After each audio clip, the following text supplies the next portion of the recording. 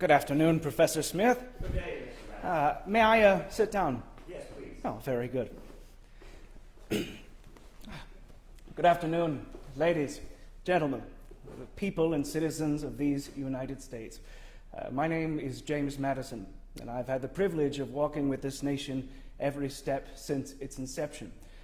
Finding myself retired from a congressional career which has carried me for the better part of 2 terms, I find myself once more returned here to this old colonial capital of Williamsburg, Virginia, where both the beginnings of this experiment as well as my political career set forth over 20 years ago.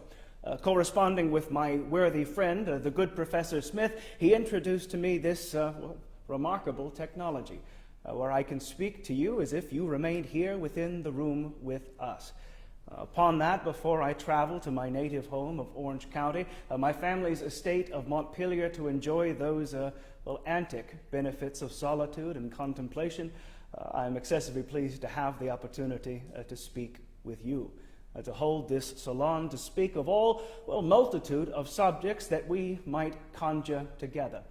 Now, upon that, I feel myself bound by duty and honor to give some recollection of my own experience.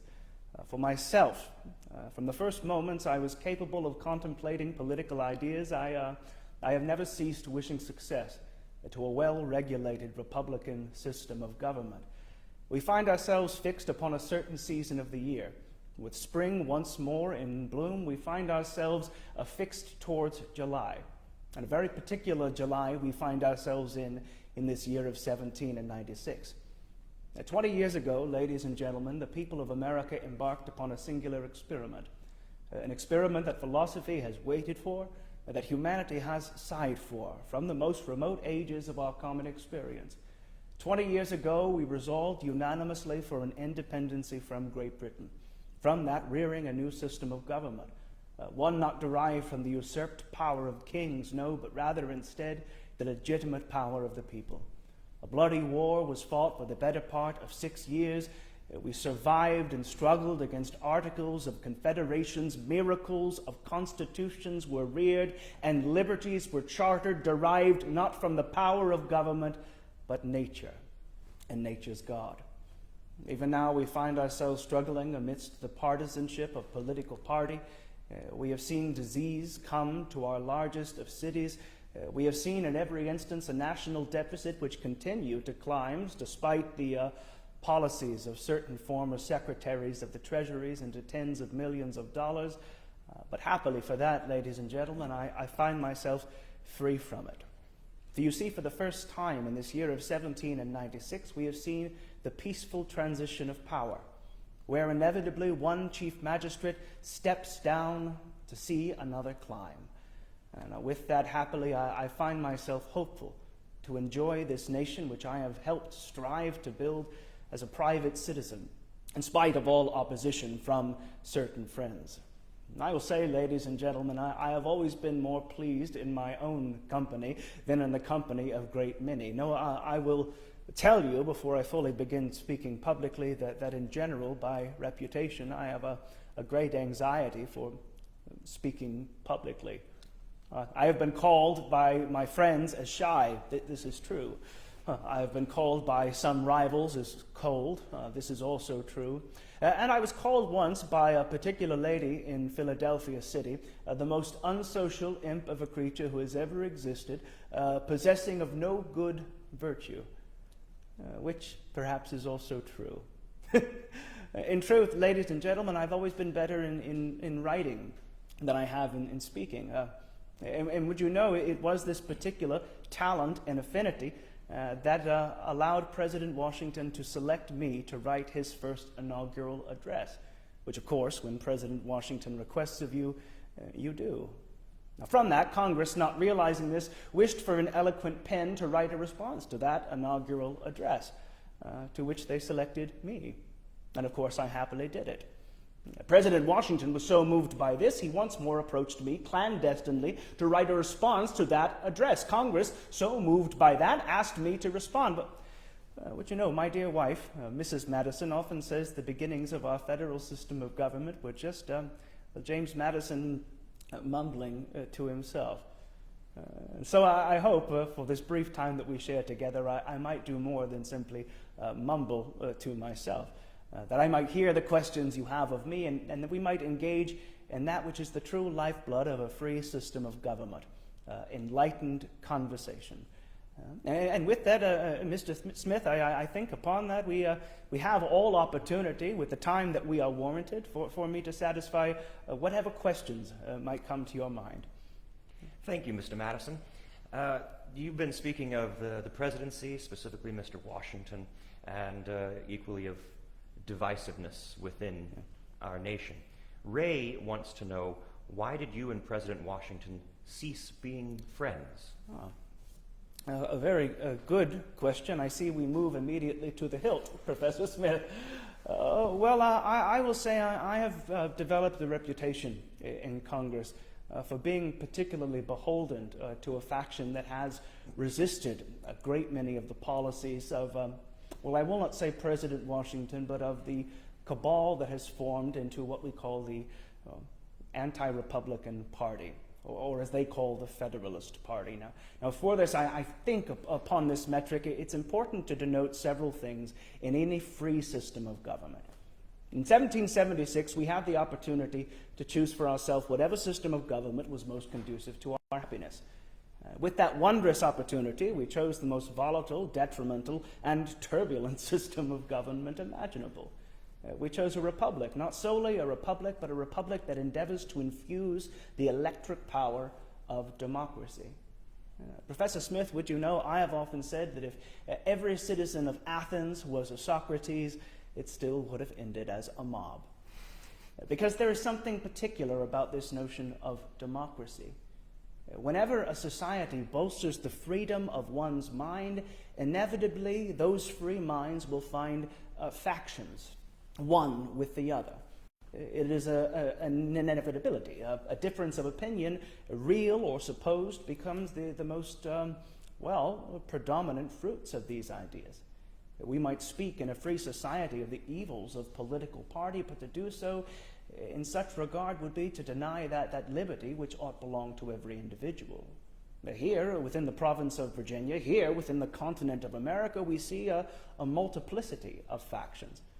Farmers, merchant makers, stock jobbers. We see those of different religious sects, the followers of different demagogues. This is what we consider to be natural faction. So how then did we, over the course of time, craft a system where artificial faction, political party, could come to our American shores? We were well equipped with the knowledge of the evils of political party in our ancient regime, whereby Whigs and Tories constantly bandied back and forth, moving with the spirit of party even at the expense and spirit of their fellow man. We knew to shun these various evils, and yet in some regards it remains in our nature. What were the differences of loyalist and patriot, if not a distinction of party? Moreover, in ancient history, what were the differences between the Hanoverians and the Jacobites, if not a difference of party? Now then, let's move to the friendship with President Washington. In 1789, I found myself in a difficult position, having collaborated and served as what some regard the chief architect of our general system of government, our federal constitution. Having assisted His Excellency General Washington as one of his chief advisors upon that document, I knew my further assistance would be essential. The great dilemma was this: under the course of our Article 1 of our Constitution, I need be appointed to Congress in some fashion.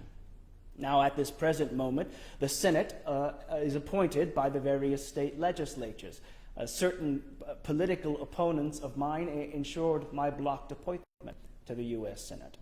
And then, moreover, moved to draw the congressional lines so that I would have to stand against James Monroe, someone who has ever been more popular than I. And yet, over the course of the election season of 1789, I found myself elected for the 6th District of Congress. Now, here's where we find difficulty. What is the responsibility of a congressman, if not at every instance to see to the interests of your constituencies? So upon that, the various policies being put forward by President Washington's administration. I speak, of course, of those policies of our relationship with France, the neutrality that was pursued. I speak, of course, of the Secretary of the Treasury, Alexander Hamilton, whose financial system every day rendered great power upon a federal level. What I began to witness was one of the greatest dangers that can exist in a federal system of government. Our Constitution is the supreme law of the land. It is given enough power at the start. The responsibility of every citizen then is to guard over that power. What have we seen over the course of history? That governments begin with enough power and then slowly over time gain in power. Once more, it is the nature of man to seek that power, a power which inevitably corrupts. And so over the course of that, I endeavored to guard over the Constitution to my growing unpopularity in Congress. A certain gentleman coined me Jimmy the Knife, because if I wished to see a bill cut to pieces, it was little effort to do so. This led to great frustration with President Washington. And after his first term, he asked me in secret if I might pen a farewell address for him. Yet through my insistence, the insistence of Mr. Jefferson and Mr. Hamilton, who promised to behave and eventually broke that promise, President Washington decided to serve one more term. And it was in that term that these various fires of party continued to climb. You had a great many congressmen who wished to issue bounties to favorites, who wished to befriend those various stock jobbers, in some who wished to favor the power in America rather than the people of America. And to make no mistake, I do not hold President Washington within this camp. I simply say that over the course of those various tribulations, our friendship began to be constrained. A particular group, a faction in South Carolina, began to refer themselves as the Madisonian Republicans, something which President Washington thought I was responsible for. I had no hand in it. What I did have a hand in was a small instance upon my part, where inevitably I allowed that spirit of party to cloud my better judgment. A particular treaty was brought forward by one John Jay, a co-author of the Federalist Papers, a treaty so unpopular with Great Britain that it was said you could illuminate the whole of the American countryside by the burning of John Jay in effigy. I know, Professor Smith. Now from this, I said in Congress that, no, I demanded in Congress that Congress have some hand in the seeing of that treaty. President Washington politely reminded me to that point that it was the prerogative of the Chief Magistrate and the Senate, in accordance with Article 2 of the Constitution, to handle such treaties. And he was right. And so you ask, why did our friendship fall and falter? Inevitably, it was because my role to him as advisor was clouded by that spirit of party. Although I will say that there are some individuals who will say, I have never had a personal argument because I have no personality. In such regard, I pray upon that it is a friendship that may not be lost forever, but history will tell. And that, Mr. Ray, is the answer to that question in brief. Professor Smith, I must wonder if we have time for an additional question. No, I think we're out of time. Are we indeed? Well, this was wonderful, ladies, gentlemen. No, sit back down. We have several more questions, in fact. Oh, very good. You're speaking of government theory and movement of government, which of course takes place with face-to-face conversation, but our nation at this time is dealing with a great deal of isolation. And Eldon would like to know, what do you consider to be your best ideas from your times in isolation? A very remarkable question, and I thank you for it. Now, first and foremost, I should say and I should think that I was born in isolation. Eldon, I was born in the most remote wilderness man could imagine, 135 miles west of here in the Shenandoah Valley. Now, from that, my nearest neighbors, my nearest connections, many times remained a half-day's ride away. I had some 5,000 acres that my family has remained master of for the better part of these past generations. So from that, I had no metropolis to distract me, and instead found happiness In those hours of solitude, contemplation, the hills of Orange County became lecture halls, laboratories. I've always been a gentleman who has been carefully guarded over my health. And when I was in my younger years, a terrible outbreak of smallpox forced my father to send me away to boarding school, a boarding school in King and Queen County, run by a Scotch immigrant named Donald Robertson, a man of distinguished learning. He taught me 5 of my 7 languages, which is why I speak them with a terrible Scottish accent. But moreover, it instilled in me a lifelong love of study, a study that I eventually would carry to the College of New Jersey in the town of Princeton. I know, a member of the Church of England attending a Presbyterian college, radical. But from the course of that, these various teachings equipped in understanding in me that the greatest virtue one can have is to be a student, to adhere to whatever truth you can study, not only as a teacher can dictate it. There is a maxim, a verita non verba magistri. This is truth, and not the words of teachers. In my last year at the College of New Jersey, I learned Hebrew, my 7th language. I did so that I could study directly the scriptures, both canonical and apocryphal, to gain an understanding of what that was. In solitude, we understand not only ourselves, Eldon, but the world as it relates to us. And so, from the course of that, this solitude that I have come to equip as one of my greatest allies and assets was by necessity, of course, but from that it rendered some of the greatest labor and work that I have committed in my life. One could say that our whole frame, our general system of government, our federal constitution, was born out of solitude. Now, I'm very glad you asked this. When we found ourselves suffering under the Articles of Confederation, there were a great many who said the Union would fail, that it would gain and find itself upon the pile of the various failed experiments of government that came before. And so from that, we live in the most fortunate age that man to this point has found, because we can sit in solitude and without leaving our chairs, travel the wide theater of the globe, commit an intellectual resurrection, speak to those who have long died. We do so by reading. We do so by studying what has been. And so I have ever been equipped with this love, ever been a great lover of history, and I fully believe that all the solutions to the questions of the future can be found in the past. Experience, as I have written, is the oracle of truth. And so in the years leading up to what we called the Constitutional Convention, I did just that. I adopted a regiment where I would reside in the center room of my family's house at Montpelier, my father's library. My dear friend Thomas Jefferson sent me a literary cargo of books from his time in France. The works of Vattel, Christian Wolff, Fortunato Felici, Diderot. And from that I studied every system of government that could be rendered by the written word. The confederations of ancient time, the medieval governments of Europe, even the state governments. And from the course of this, I began to derive a singular theory of government, a theory which would become a federalism. Now, from this, it could be said our federal constitution is not something new, not a singular invention made in haste, but rather a composite of all these systems of government, all of which were derived in isolation.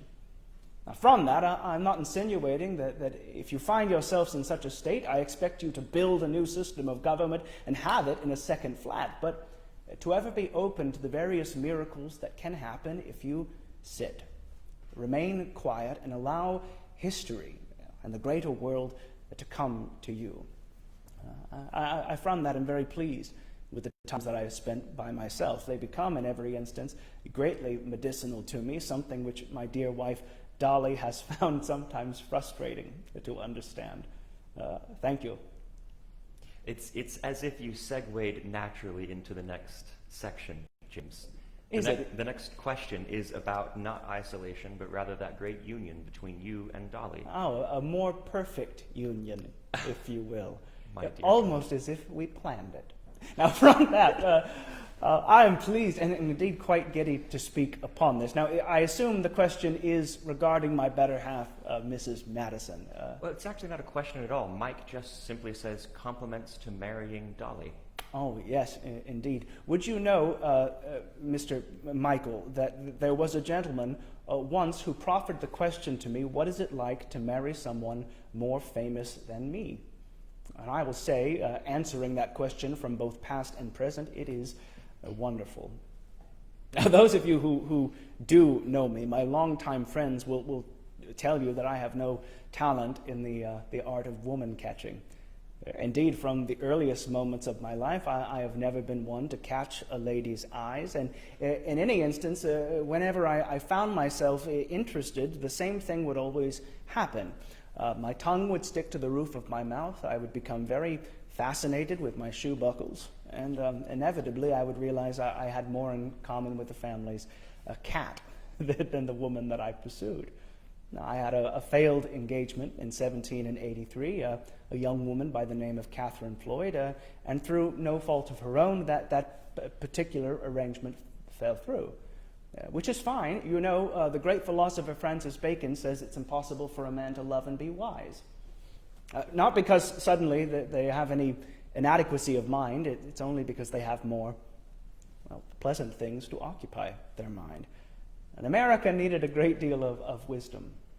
But I was still hopeful that I would find that amiable partner who compelled me to call out their name in my sleep, who vexed me and burned the fire that she and only she may extinguish. Not to wax poetical, Professor Smith. And, I would say our romance was born out of another time of great tragedy, another time of great isolation. I speak, of course, of the great plague which vexed Philadelphia city in 1793. A yellow fever epidemic so baneful that Congress could not be in session, so vexing that we found ourselves fixed upon a crisis as to how to politically manage and deal with it.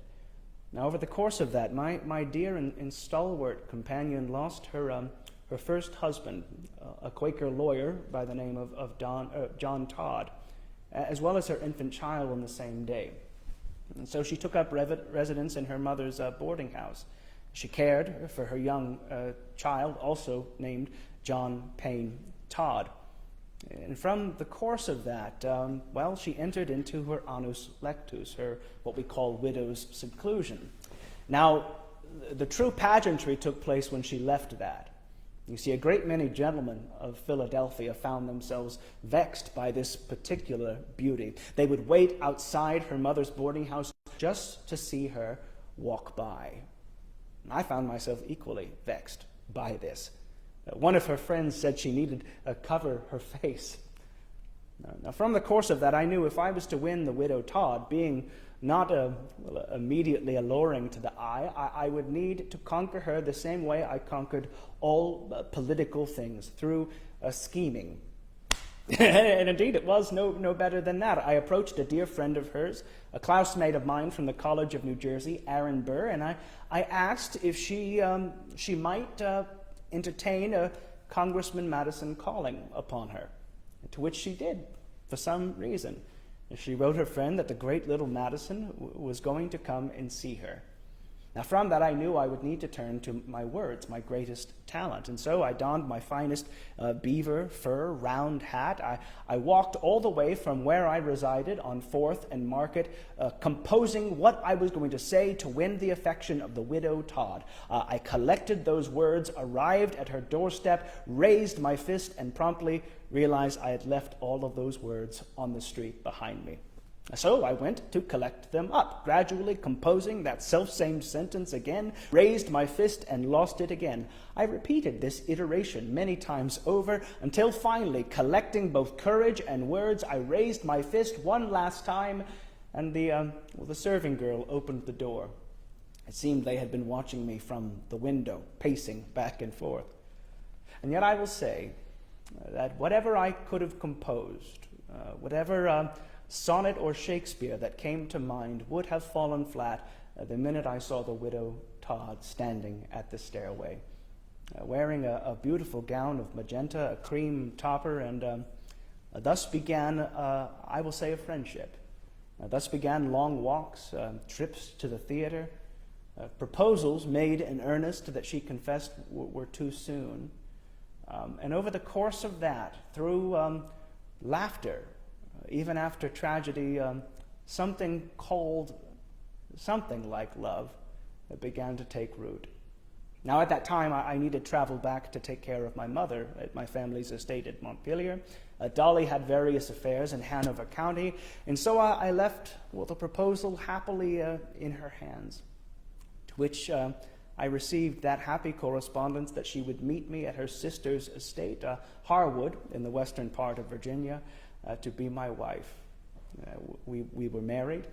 She wrote her friend that evening, later amending it and signing it Dolly Madison, alas.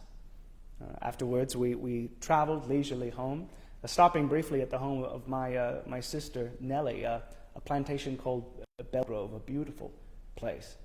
From there, spending several happy nights, and beginning plans for a future that I pray should only get brighter. It is a great blessing for a man to marry someone that he's not worthy of.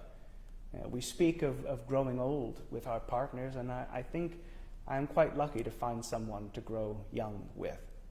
I thank you for the question. Now, I should equally be pleased that Mrs. Madison is not here, because you would be entirely taken with her, and from that, this conversation would likely last all day.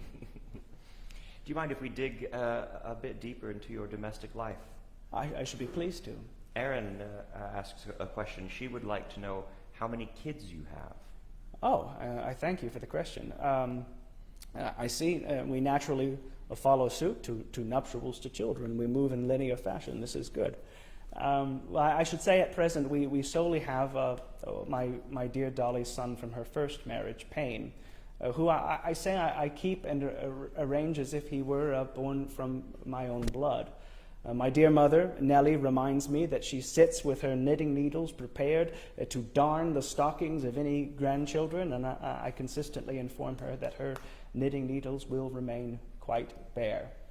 We have arranged the construction of a great bas-relief portrait of Fortuna in our bedroom, hoping for good fortune in hopefully finding the expansion of our family. But I should say I've been equally fortunate over the course of my life. I have been blessed and burdened with 6 younger brothers and sisters, many of those having grown and developed families of their own. From that every day, a litany of nieces and nephews provide me that happiness.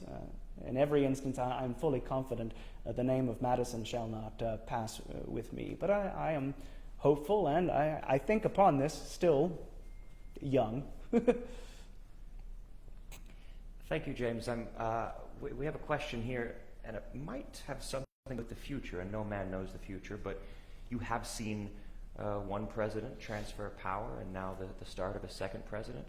In your time watching these presidents, Stacy wants to know, what do you think is the hardest and easiest part of being president?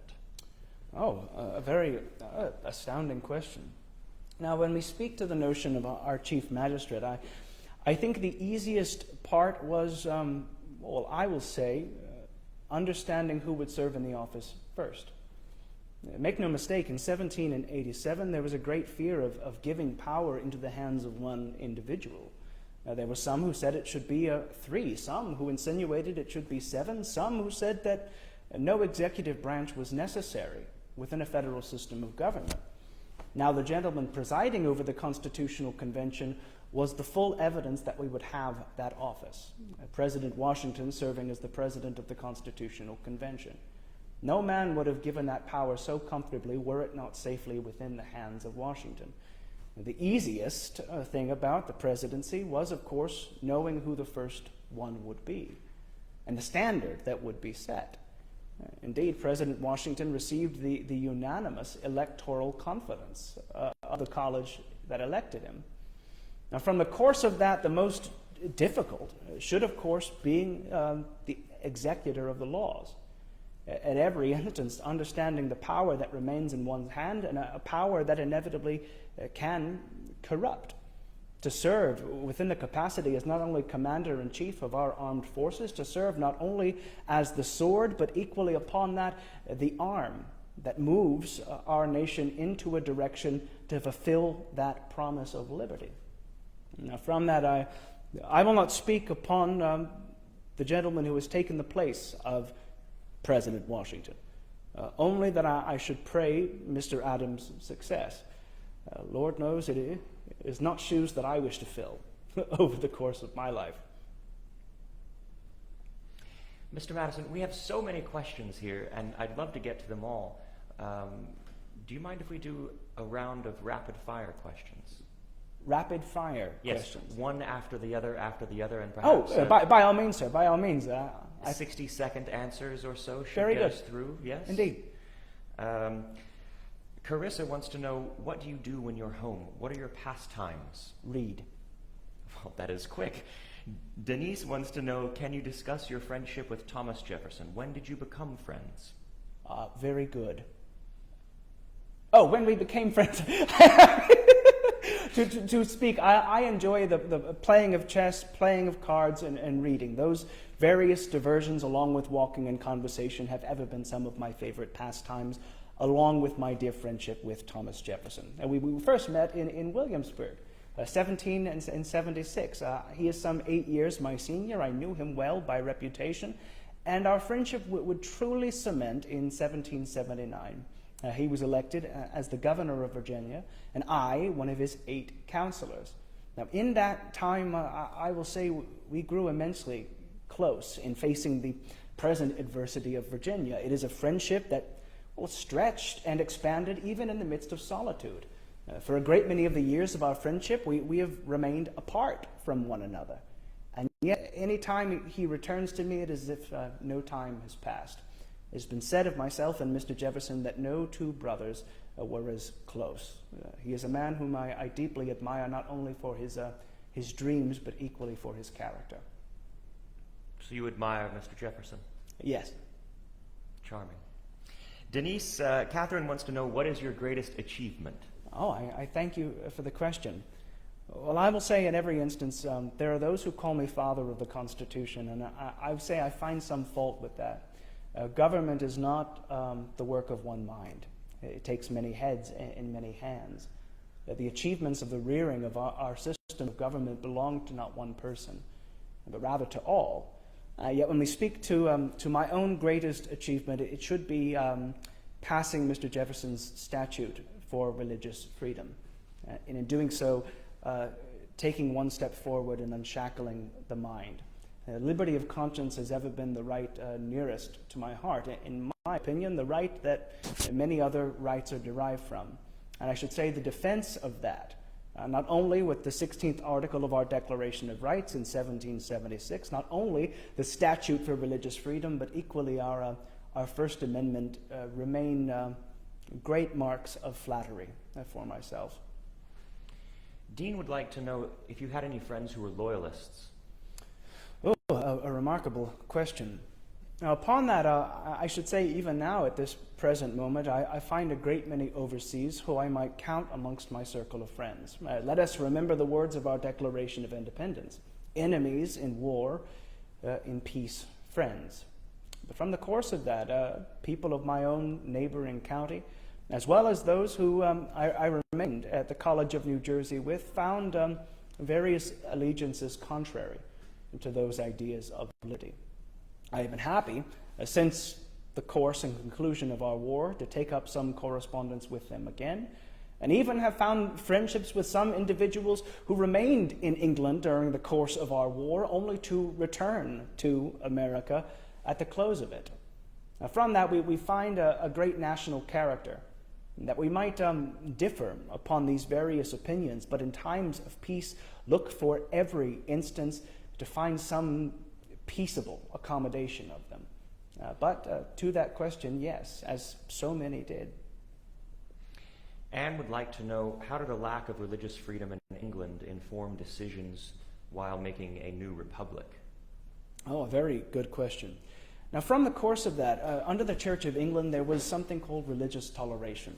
So long as you prescribed to various articles of the Church of England saying the Church of England was supreme, that it in every instance functioned as another arm of the government, that your Protestant opinions would be tolerated. Now, this did not apply to the Catholics, who at every instance remained disenfranchised and enemies of the state. So how it affected in England was very similar for Virginia. Now, it's apparent to remember that over the course of that, each of these subsequent colonies were different. Rhode Island had a great deal of religious freedom, Pennsylvania as well. From the course of that, Virginia mirrored Great Britain. Now here's the dilemma that exists. Virginia held that same religious toleration, but the great danger in free societies is a majority encroaching on the rights of the few. If a majority of the people decide someone ought be lesser because of their opinion, even in Virginia or the South, the distinction of color, no declaration of liberty will allow that to will be ceased. So from that, the great dilemma became first declaring it as a right, saying what we ought to stand for as a people, and then through our policy to move forward. Now, in doing so, I will say that religious intolerance has not been ceased in America. This is the great danger of such systems of government. When the many decide, inevitably the few might be punished. But this is the benefit of our American Bill of Rights. And this is the benefit of these bold declarations. Because inevitably any attempt to stymie these liberties that come from nature, inevitably the present will know them for it, and history will remember them for it. Now in that, I should hope that we have distanced ourselves forever from the various bloody wars that have soaked the ground in blood, all because of a difference of opinion. In that, I should say we ought to be thankful. Stacy would like to know, Mr. Madison, have you ever given a one-word answer? No. Chuck would like to know, couldn't get into Yale? Question mark? Was he asking me to yell? No, Yale? You had a slight southern twang upon that, Mr. Smith. I'm sorry, it's my other job. A curious question. I'm from that, when we speak to such collegiate practices, the expectation of every Virginian is to attend the Old Royal College of William and Mary. Now, from that, I will say that in 1769, the Old Royal College had developed somewhat of a reputation for the faculty drunkenly carousing up and down the street. And I will say that it has improved in its manner, and William and Mary rivals any other institution across this continent. But at that time, also this area that we call the Tidewater, being notoriously bad for your health, it soothed my anxiety to go to the cleaner air of New Jersey. Now, my tutors were alumnus of the College of New Jersey at Princeton. They advised my father to send me there, and a great many Virginians were doing the same. So from that, it was not a question that I could not attend that particular school, but that at every instance I was pushed into the College of New Jersey. And from that, I completed what would have been a 5-year course of study in just 3 years. I am grateful for my time at the College of New Jersey. I would eventually receive an honorary doctorate of law in 1787. And so from that, I would not trade it for any other alma mater under the sun. Thank you, Mr. Madison. As you know, time wastes too fast, and there are questions we will not be able to get to. But let us round our way towards the end with a question about government theory as our nation grows larger. Anna wants to know if the nation were to grow to, say, 50 states, would you fear problems that might arise from 50 leaders having different ideas? And if so, what is the balance of power between states and federal government at that moment? A remarkable question, and indeed a remarkable aspiration. The nature and the common sense of republican systems of government, particularly democracies, is that they ought to be small. They ought to be homogeneous. History would warrant in every instance that when a republic stretches itself, inevitably it falters. Such was Rome. Such were the various Grecian states. Now, this was the sentiment of the opposition against our federal constitution. that 13 states would be too large an expansive territory to be governed properly. Now, we've already proven that wrong. So from that, could we foresee a time wherein this continent of North America could be stretched beyond to the Canadas, to the western Floridas, to the Mississippi River? Perhaps we may dream. But from the course of that, when we look to the machinations of our system, the very nature of government is conflict. To one end, to check itself, and upon the other, to check a people. Now, so when we speak to that balance of power, we find at every instance that the extension of the sphere of government, the movement of that diversity becomes in many regards our greatest strength. The relationship of state and federal moving together in accordance, checking one another. It becomes wholly frustrating, but it becomes equally effective. Now, herein becomes the dilemma. The great philosopher Montesquieu spoke that every system of government needs a general spirit to move it, a spirit that defines it. So from the course of that, we see even now that a Virginia, a New York, a New Hampshire, a Rhode Island, all have different spirits, different conditions, different factions. And yet they're united by a singular spirit, defined by those notions of life, of liberty, the pursuit of happiness. They're defined in composite, both as American and as, members of their own family. So should America stretch to the whole of this continent to be some 50 states, our Constitution perhaps has the mechanisms for it. The question is, can a people hold that together? Now, I will say that if men were angels, no system of government would be necessary. And I'm happy still to say that that decision is not up to me, but rather to the people of America, to let themselves be defined by whatever title they wish, so long as the title that they hold supreme should be citizen of the United States. And Mr. Madison, for our final question, shall go to a Mrs. Sloan. And she has a son who's preparing for some exams. She might be 230 years into the future, but she wonders what advice you might have for children or the next generation of this country 230 years into the future. First, I, of course, should wish Master Garrison well on his exams.